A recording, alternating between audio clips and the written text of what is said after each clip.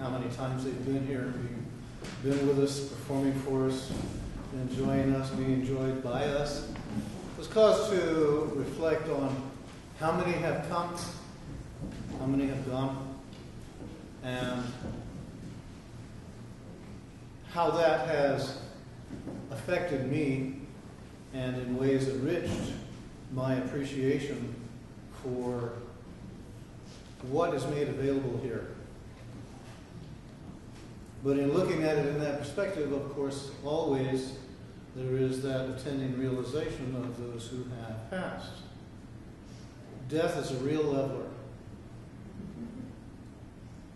It really is. If we can embrace it, we can encompass life.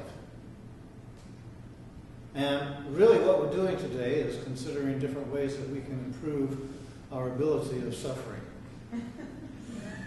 To actually become more successful at suffering.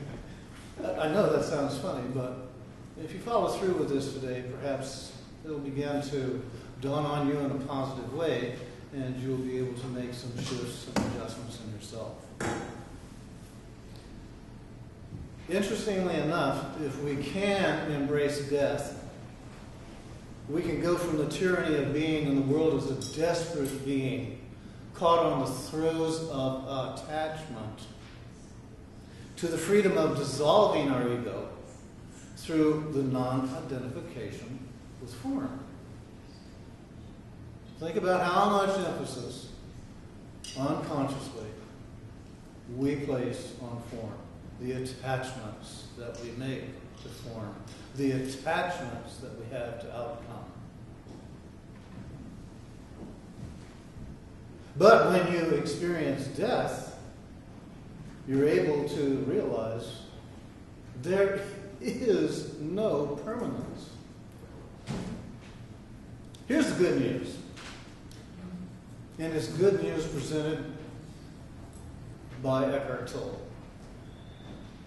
If you can recognize illusion as illusion, the illusory self dissolves. The recognition of illusion is also its ending. The recognition of illusion is also its ending.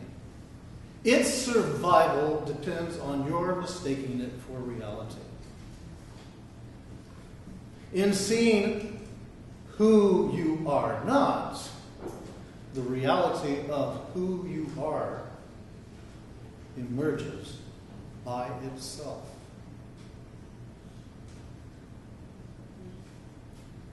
So, accept things the way they are, permanently impermanent. And let go of your unreasonable expectations.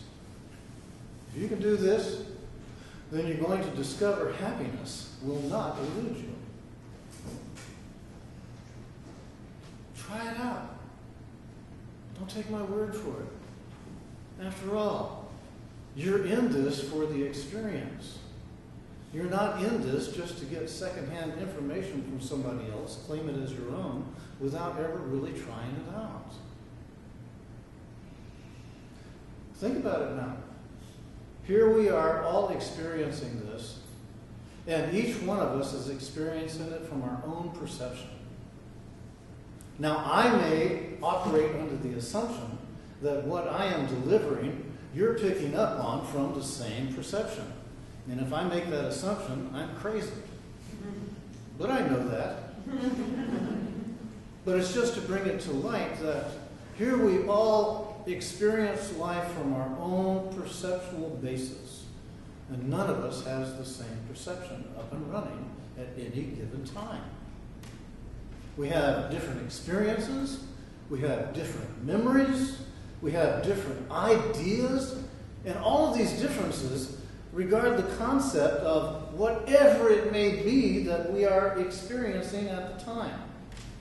A podium, a ring, a body, a suit, a voice, God, Santa Claus. Any and all of it. But here's the thing, is that we come to realize that what matters to us really is a matter of perspective.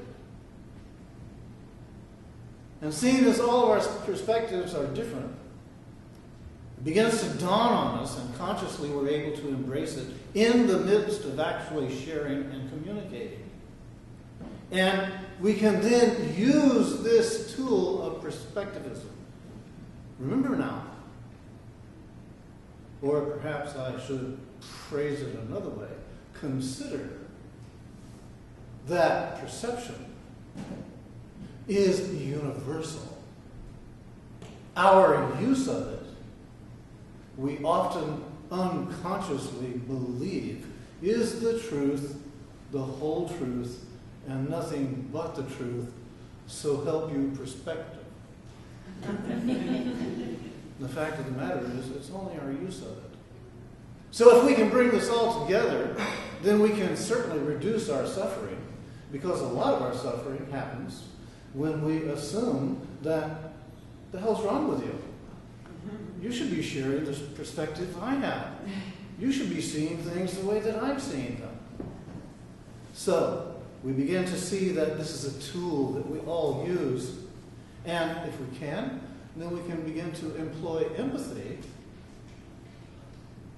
into our conversations, understanding that we all have different perspectives. Now, the empathy can be applied to yourself. You missed that one. Or the empathy can be applied to others.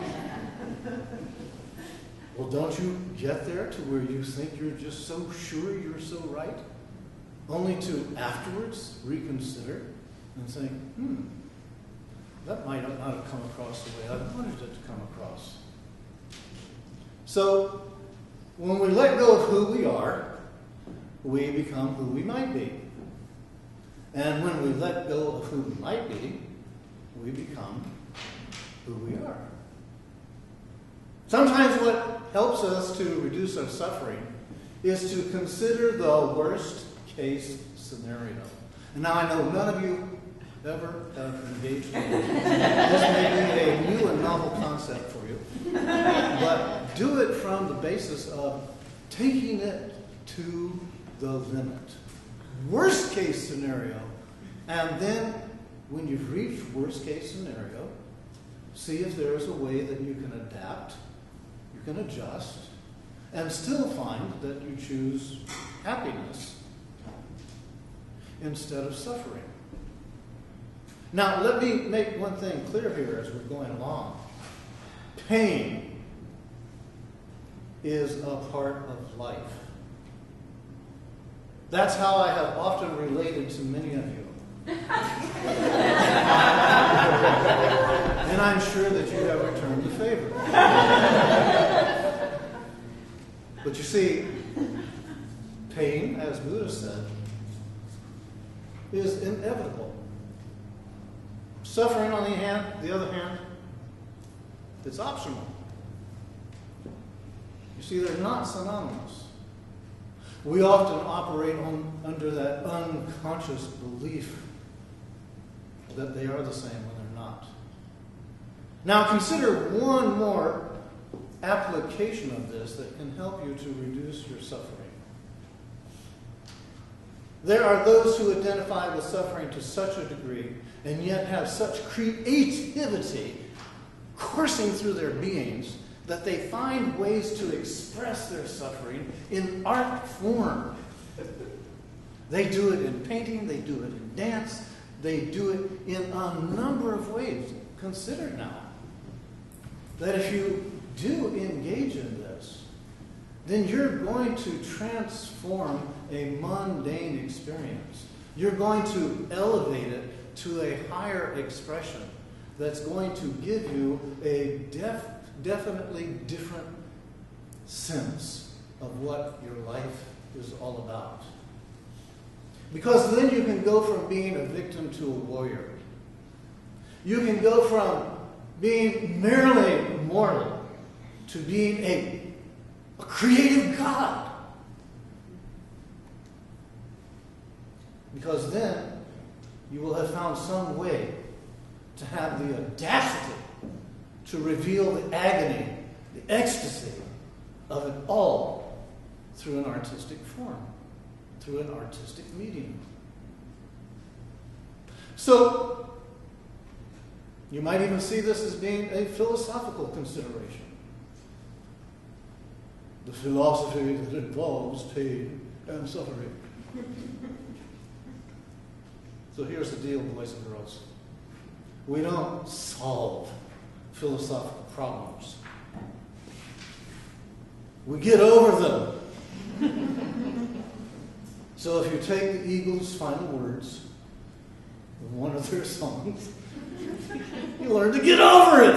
You learn to get over yourself. You learn to get over your pain, and instead of going to the place of suffering, you elevate it and bring it up to another level of being.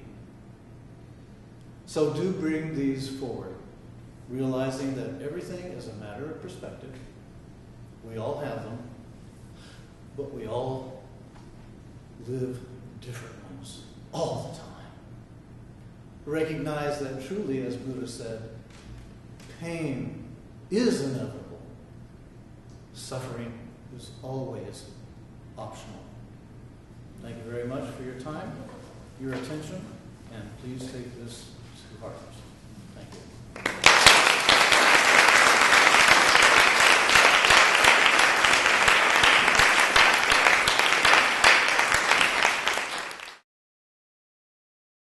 For more information about the Metaphysical Church of Enlightenment or the Rodin Foundation, please go to our website at www.rodin.org.